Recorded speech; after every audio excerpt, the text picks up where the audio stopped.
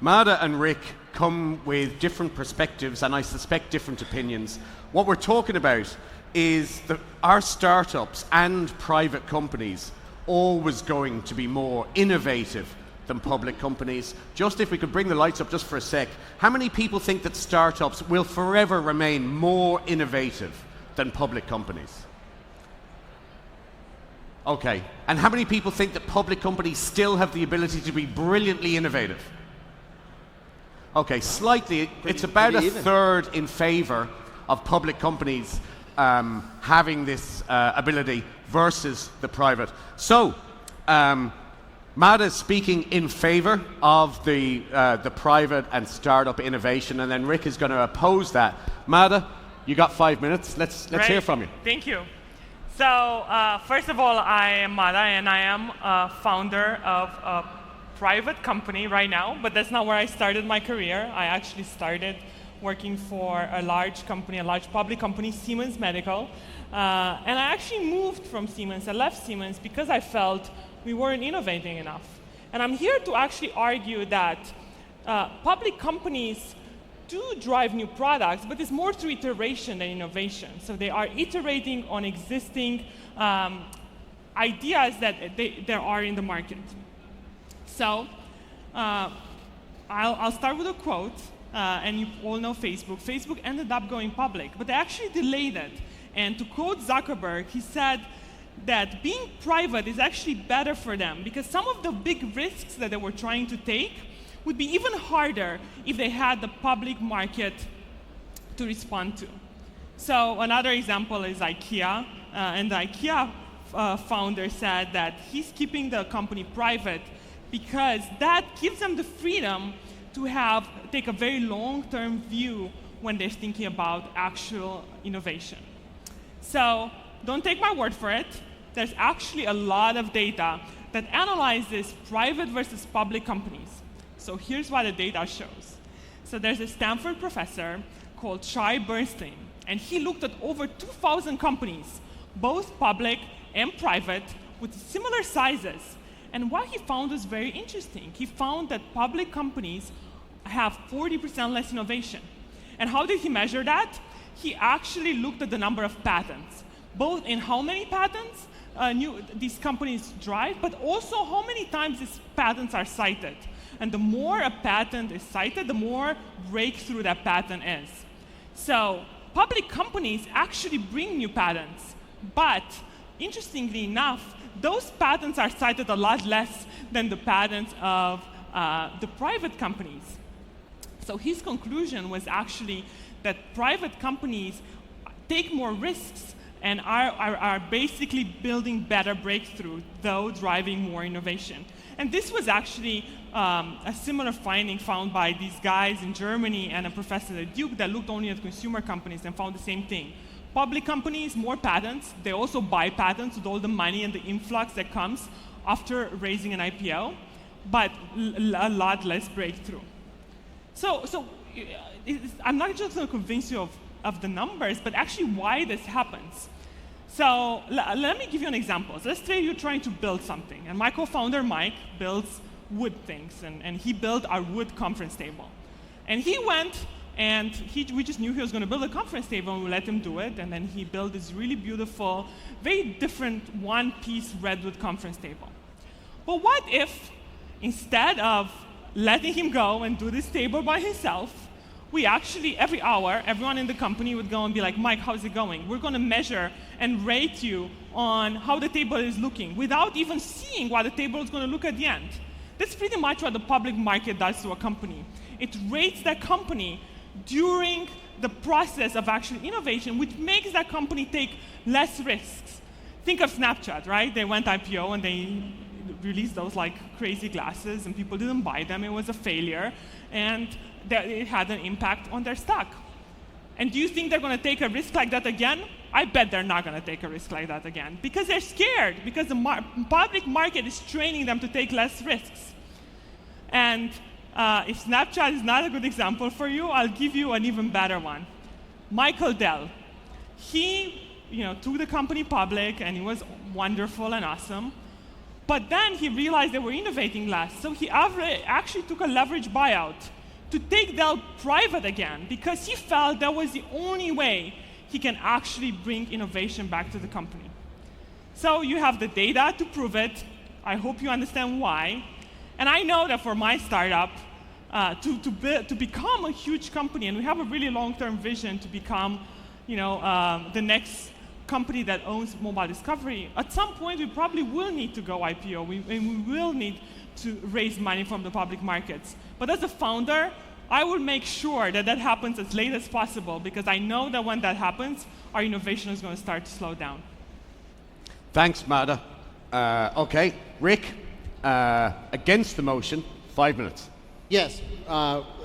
Listen, Mada, I sincerely hope that all the best innovative ideas come from private startups. In fact, the energy that we see at this incredible conference, and look at these alpha startups right across the way, you and your co-founders coming with this amazing insight that mobile apps lacked the deep linking technology necessary.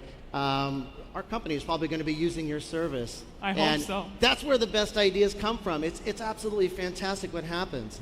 But the truth of most of the kind of businesses that you or I and the folks here representing this room are going to run is that we have to have an enormous amount of capital to achieve our visions. So I have a unique perspective on this, because I started Mindbody in my garage with my co-founder in 2000. Now, this was in the wake of the dot bomb. This is when the dot-com thing, which most of you young people don't even remember, it all kind of fell apart. The capital markets fell apart, and you couldn't raise money for a technology company at all. So we had to bootstrap the thing. So we bootstrapped it for 3 years until 2004, when we came up with our expanded vision, which was for this B2B meets B2C marketplace of wellness, that we could put it all on the web. I'd never heard the acronym SaaS, and clouds were puffy things in the sky.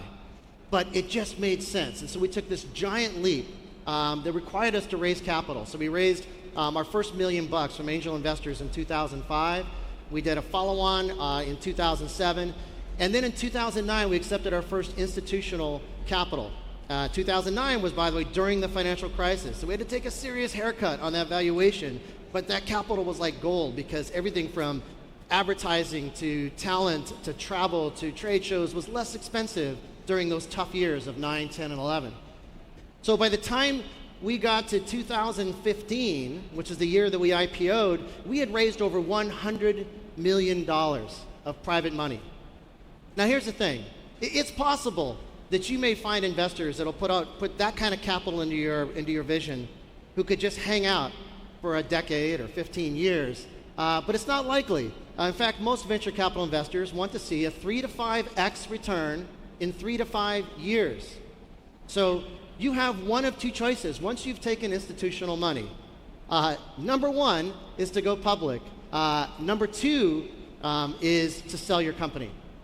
So I would suggest that the future for Branch is either as a public company or a subsidiary of a public company, and I can guess which one you would rather be, because it's going to be about your leadership and your vision. You're going to make it happen. My ability as the CEO and founder of this company to innovate today is even better than it was with my VCs. We were really careful about picking great venture capital. We had Bessemer Venture Partners and IVP were our two lead investors, and just wonderful mentors and our board directors. But the truth of the matter is that their interests and our interests are only partially aligned, because they have to have that liquidity event. And so we could have raised more private money, but going public allowed us to give them liquidity. It collapsed this whole capital structure that we had that had put in a number of disadvantages to the founders of the business. And now we have one class of stock with one difference, and that is that we, the pre-IPO shareholders, have 5-to-1 voting rights over new shareholders. So actually, new public investors in our company can't steer the direction of us. And as much as no one will ever tell you that you should do that, as founders, if you face the IPO, do that, because it works. And the investors that believe in us, they want the leadership that founded this company to stay here as long as possible. They are true believers in our long-term vision. Because I heard all these stories. I heard the stories of, you can't, the markets are going to drive you to produce by quarters, and you're not going to be able to think long-term or execute long-term. It's not true at all.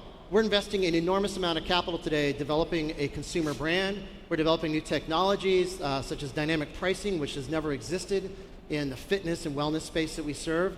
And our investors are embracing it, and we're getting rewarded today with a great multiple. I think that it's interesting because I heard Michael Dell give this thing about how going public ruined Dell. And I feel like, dude, I think what ruined Dell is when you outsourced your customer service. I remember when Dell computers were the best computers in the industry, and I remember when they stopped, that you would get this amazingly talented, sweet person on the phone that would help you with your computer issues. And when they outsourced that, and it's not that the outsourcing is the problem is they separated it from their culture and their vision. That's when they lost their way. And I would love to see Dell become more innovative again now that they're private, but it has not happened yet, and I'll yield my last 5 seconds. Thanks, Rick. Okay, so we've heard from both Rick and Mada, and so I thought we'd just ask them a couple of questions. You've both mentioned Michael Dell, which is an interesting example, because I think it was 1995 or so, he suggested, when asked what should Apple do, he said that they should close up, give the money back to the shareholders, and that would be that. So Michael Dell's predictions on going private versus public, it kind of worked out okay for Tim Cook in the end. Mada, startup ego, is that why companies like Branch don't go public? Do you think that you need to have control over everything? Is it an example, little bit, of arrogance of the startup? That's a really good question. And I think what's really interesting, and I want to make the distinction between a company actually becoming more innovative and a company having to IPO and sell. You are 100% correct. There is no other way for us to probably reach a certain scale than actually probably IPOing and selling at some point. Will that make us less innovative? Probably. So I want to, it's not that we will probably have to do it, but at that point, we probably will become less innovative. And it's not the arrogance that you asked about. It's not the control, but the fact that you have a public market with people that don't always fully understand your business and your vision, that is constantly measuring you and bringing back up and back your stock price based on your quarter earnings. And if you take a huge risk and have a bad quarter, it could really impact and ruin your company. And that's different than the arrogance of having control. You can have investors on your board, but it's easier to sell the vision in a private way when your competitors don't have to know about it. And you can paint a different picture in a boardroom than you can to a public market that measures you every single quarter and can have such a huge impact. Okay, and Rick, I think that is a great point. One that I was going to put to you, but Mada's done it for me. Responsibility, risk with a board who are looking at you 90 days in a quarter every single time. Are you inhibited from taking the sort of risk that Mada freely can? Actually, it's easier now because we have real operators on our board. The board prior to IPO was dominated by the venture capital investors. And as I mentioned, their interests and the entrepreneur's interests are not completely aligned. Those Venn diagrams only partially overlap. So now we have a board, we've been able to attract a board of just wonderful operators. I mean, Graham Smith, the former CFO of Salesforce, and Gail Goodman, founder, CEO of Constant Contact, and Adam Miller, the CEO of Cornerstone On Demand. These are incredible mentors for me to have at my fingertips that help me make great decisions for the business, and they're absolute believers in the long term of our company. Okay, right, so that's interesting. When we think in terms of, I find the risk question very interesting, but Mada, the finance to take risks, how challenging do you find that? Because a public company, and we look at Rick as an example, they can try stuff and fail. They can fail and fail and fail. If you fail, that's a serious financial problem for you. Yeah, and I think it's really interesting. And we've raised a lot of money. We also raised over 100 million. It's really interesting because in our case, we're almost building like a side business to help finance our company. Because the biggest risk we're trying to take, like our big long-term vision is actually very, very risky. And if we were to measure the company on that alone, we would probably, we have, who knows, 2% chance of succeeding. So we're actually building a sustainable business to be able to fund that, as you said, because our investors, that's what they need to see to keep giving us money and to keep believing in us. So even as a private company, and that's a very good point, you still have people to respond to. And that's a very good point that Rick made. I think what's interesting about that is when we talk about our vision and all of those things, I think just keeping everything in the boardroom and not having to disclose the long-term vision is something that's, I think, very valuable to us and probably valuable to private companies as well. So it's not just the long-term risk, but it's also the ability to work on things that are more private and not have to disclose. And obviously, the public companies can do a little bit of that, but private companies have a better shot at that. And the converse, in a sense, Rick, do you solve all your problems with money? In the sense that you develop something that doesn't work, you don't get customer engagement, it requires more marketing.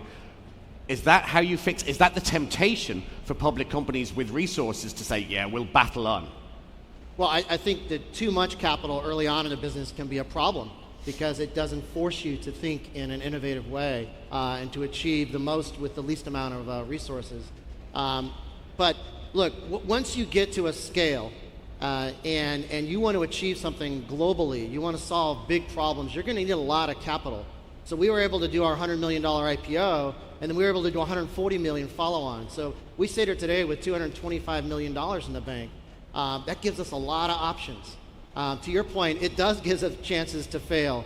Now, if we failed, if something went terribly wrong in the business, we're going to have some down quarters, and it might even hit the stock for a while. But we're still here. We still have the capital in the bank. We can still innovate because nobody at Mindbody is driving for the next 6 months or solving for the next year. We're thinking about a 5-year vision. At the end of the day, it comes down to vision, insight, and leadership. That's what's going to determine the success of your business, not whether you go public or not. Okay, we've got about 5 minutes left, and so I was going to ask both of the guys to do a closing statement. So 2 minutes, Mada. Just 2 minutes to try and convince us that you truly believe that the startup private company is leaner, agile, fitter, and most importantly, more innovative.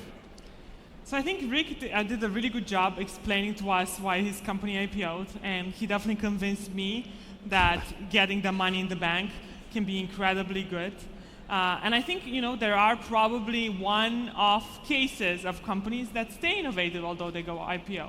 But to convince you that private companies actually bring more innovation, I'm going to go back to the data because one of our values at Branch is data-driven decisions. And I hope the 2,000 startups that were analyzed by the Stanford professors and the Duke professors that actually proved, looking at mass-scale numbers, that there is more innovation coming out of private companies, especially because they looked at companies of very similar sizes. So if you don't believe, I don't think you should make this decision based on one case or the other, but actually go after the data. And the data says that private companies remain more innovative and public companies use their money to actually buy the innovation that small companies come up with. Okay. Rick, big and bold can be sharp and agile. True, come on. Well, I think I would just cite some examples that we see here. Atlassian is a public company. Wix is a public company. Shopify is a public company. These are all mid-cap companies today that are just doing fantastic things and innovating on a magnificent scale.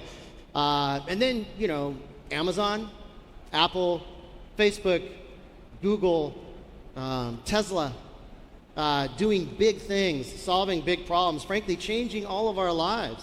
I have a greater concern that they're so powerful that they might actually outcompete the smaller startups, because we've got to have a vibrant startup culture globally to continue to innovate as a human species. So, Mada, I just want to tell you, it's going to be all right. You're going to go public, and it's going to be great. And your leadership and your vision and your insight and those of your co-founders are what's going to keep you innovating moving forward. I hope so. Thanks, Rick. Just real quick, because we have a minute left. Mada, of public companies that you know that you may have worked with, who do you admire for their innovation? Big public companies. Now you're asking me to Yeah, argue no, for him? I'm curious. I actually think a lot of those companies, when you look at their innovations, a lot of them come from buying companies. Look at Facebook and VR. They bought Oculus. Even Apple buys small companies that help them innovate better. Every month. And the question is, actually, when a company goes public, it's usually at the top of their innovation, and then they just keep iterating. To answer your question, a company that I admire is actually Amazon. I think they're actually innovating at the way they iterate, because they are incredible at operations and actually finding ways to make everything more efficient. And they use products that they build in-house to solve their own problems and turn them into their own products, like AWS is an example of that. Interesting. And Rick, obviously, I have to ask you, of startups, you can't include Branch because Mada is obviously innovative. Yes. But apart from Branch, who do you admire, startup or private company? I mean, just look at the amazing work that's being done today, the innovation that Uber and Lyft brought. I mean, Uber now, look, the painful cultural shift that they're making. Now, that's an example of, it would have been much harder for that if they were public, but there's a necessary change. It's kind of an odd situation there, but the basic breakthrough innovation is incredible. What Snap did was amazing, but I think Snap would have been in trouble regardless of whether they IPO'd or not. For obvious reasons, because Facebook wanted to buy them, and when Facebook didn't succeed in buying them, Facebook said, well, we're just going to do what you do and outmuscle you. Yeah. So I'm personally invested in over a dozen different startups, and I love the startup space, and I love the innovation of private companies. Okay, very interesting. I don't know if we could have the lights up just for a sec, whether Rick or Mada have managed to convince you. So could I just take a show of hands again for... and the motion was, Mada's motion, that the startup is truly more innovative than a public company can ever be. Hands up. Okay. And you don't agree? You think big boards do great innovative work or help to? Okay, I think you may have lost a few, Rick. Mada possibly has won this one. At the Web Summit. Web Summit, this is not surprising. Ladies and gentlemen, Mada Seghete and Rick Stollmeyer. Thanks so much, guys. Thanks, everybody.